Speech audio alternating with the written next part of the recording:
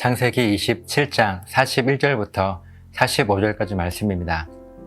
그의 아버지가 야곱에게 축복한 그 축복으로 말미암아 에서가 야곱을 미워하여 심중에 이르기를 아버지를 곡할 때가 가까웠은즉 내가 내 아우 야곱을 죽이리라 하였더니 맏아들 에서의 이 말이 리브가에게 들리매 이에 사람을 보내어 작은 아들 야곱을 불러 그에게 이르되 너의 형 에서가 너를 죽여 그 한을 풀려 하니 내 아들아 내 말을 따라 일어나 하란으로 가서 내 오라버니 라반에게로 피신하여 너의 형의 노가 풀리기까지 몇 날 동안 그와 함께 거주하라. 너의 형의 분노가 풀려 네가 자기에게 행한 것을 잊어버리거든 내가 곧 사람을 보내어 너를 거기서 불러오리라. 어찌 하루에 너희 둘을 이르랴. 아멘.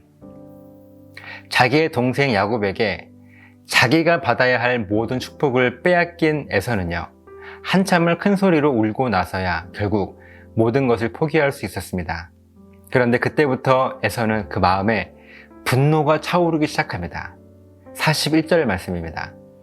그의 아버지가 야곱에게 축복한 그 축복으로 말미암아 에서가 야곱을 미워하여 심중에 이르기를 아버지를 곡할 때가 가까웠은즉 내가 내 아우 야곱을 죽이리라 하였더니 에서는 자기에게서 복을 빼앗아간 동생 야곱도 미웠지만 아무것도 모른 채 동생 야곱을 축복한 아버지도 미웠어요. 그런 에서가 하는 말이 이제 아버지도 돌아가실 때가 되었으니 내가 반드시 야곱 이 녀석을 죽이고 말겠어. 에서는 모든 것이 다 싫었습니다. 그리고 야곱을 향한 분노로 반드시 이 야곱을 죽일 것을 결심을 하지요.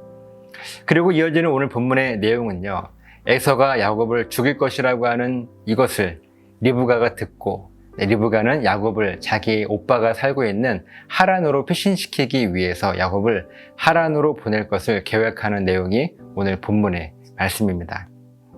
사랑하는 여러분, 에서는 지금 매우 분노하고 있지요. 그가 이렇게 분노하고 있는 이유가 자기가 받아야 할 그 축복을 동생 야곱이 빼앗아갔기 때문이고요.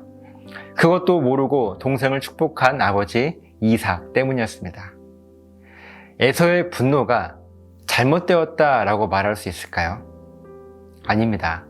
충분히 또 당연히 분노할 수 있습니다. 어쩌면 분노하지 않는 것, 화를 내지 않는 것이 더 이상하고 그것이 문제일 거예요. 우리들도 이 땅 살아가면서 에서와 같이 분노할 일들이요 적지 않게 생깁니다. 가정 안에서 남편과 아내 때문에 분노하게 되고 또 부모와 자녀 때문에 분노할 일들이 생기게 됩니다. 오늘 이삭과 리브가의 이 가정처럼 말이죠. 또한 사회생활을 하면서도 여러 가지 크고 작은 일들로 인해서요, 다른 사람에게 상처받고 또 억울한 일을 당하기도 하고 내가 도저히 감당할 수 없는 일이 내 앞에 벌어졌을 때 우리들은요, 그 감정을 어떻게 해야 할지 몰라서 결국 분노해버리고 마는 경우가 종종 있습니다. 그런데요, 괜찮아요. 충분히 분노할 수 있고 그렇게 분노하는 것이 어쩌면 당연한 일일 것입니다. 억울한데, 속이 상한데, 나에게 상처 준 그 사람이 미운데 어떻게 분노하지 않을 수 있겠습니까? 그러나 우리들의 분노를 하나님의 눈으로, 그러니까 조금 더 신앙적으로 바라보게 되면요, 그렇게 분노와 화가 치밀어 오를 때 만약 그 분노 거기에 머무르게 된다면요, 그 결과는 누구도 부인할 수 없이 반드시 죽음뿐이라고 하는 사실입니다. 에서의 분노는요, 결국 아버지의 죽음을 기다렸을 뿐이고 그 후 동생 야곱을 죽이려고 하는 결과뿐이었습니다. 마찬가지로 우리들의 분노 역시 결국은요, 내 마음에 남겨진 상처뿐이고 그로 인해 다른 사람들을 믿지 못하는 불신만 남겨질 뿐이고요. 도저히 내 힘으로 해결할 수 없는 이 좌절 때문에 모든 것을 포기해버리는 결과만 있을 뿐입니다. 결국은요, 나와 너, 우리 모두에게 남겨지는 것은요, 죽음에 관한 결과들 뿐이라고 하는 사실입니다. 이것을요, 저와 여러분이 분명하게 깨달아야 하는 것입니다. 그래야 그럼 이제 내가 무엇을 어떻게 해야 할지를 결단할 수 있기 때문에 그렇습니다. 하나님을 아는 사람이나 알지 못하는 사람이나 이 세상 모든 사람들은요, 어떤 사건을 통해서 분명 분노할 수 있어요. 그렇게 우리들에게 분노가 솟아오를 때 우리들이 잊지 말아야 할 것은요, 분노의 결과는 죽음이지만 나는 하나님의 사람이기 때문에 세상이 알지 못하는 크고 비밀한 일을 나는 알고 있는데 그것은 바로 부활이라고 하는 믿음입니다. 여러분, 부활이 무엇입니까? 죽음에서 다시 살아나는 것이 부활입니다. 다시 살리는 것, 다시 회복시키는 것, 바로 이것이 부활의 능력이에요. 그리고 나는 이 부활의 소망을 가지고 살아가는 사람이라고 하는 믿음입니다.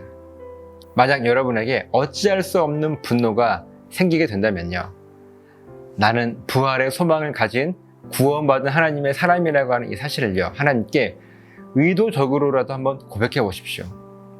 그리고 이 고백은 하나님을 향한 신앙 고백이 될 것이고, 하나님은 우리의 이 고백을 받으시고 다시 살리시는 능력으로 저와 여러분들에게 응답하실 텐데, 그 응답을 통해서 우리들 마음에 가득했던 분노가 우리의 힘과 능력으로가 아니라 정말 하나님의 은혜로 다시 생명으로 회복되어지는 것을 경험하게 될 것입니다. 확실하고 분명합니다. 이제 여러분의 삶 속에 또다시 분노와 화가 치밀어 오르는 일이 생긴다면 이제 어떻게 하시겠습니까? 분노, 거기에 머물러 결국 죽음의 결과만 기다리고 계시겠습니까? 아니면 다시 살리시고 회복시키실 하나님을 바라보시겠습니까? 물론 하나님의 은혜를 바라보는 것이 쉽지 않을 것입니다. 힘들 때는요, 나 자신만 보이기 때문에 쉽지 않다는 거예요. 그래서 의도적으로라도 이 믿음을 마음에 품어보라고 말씀을 드리는 것입니다. 그렇게 마음에 품을 수 있는 그것만으로도 우리 하나님은요, 확실하게 회복의 소망으로 여러분들에게 응답하실 것입니다. 여러분, 이것이요, 부활을 경험하는 삶이고 또 이것이 우리 그리스도인의 능력 있는 삶인 것입니다. 이 믿음과 결단이 저와 여러분들에게 충만하게 경험되어졌으면 좋겠습니다.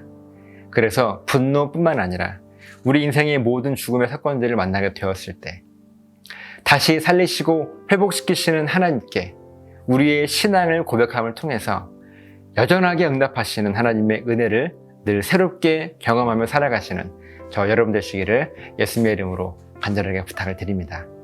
기도하시겠습니다.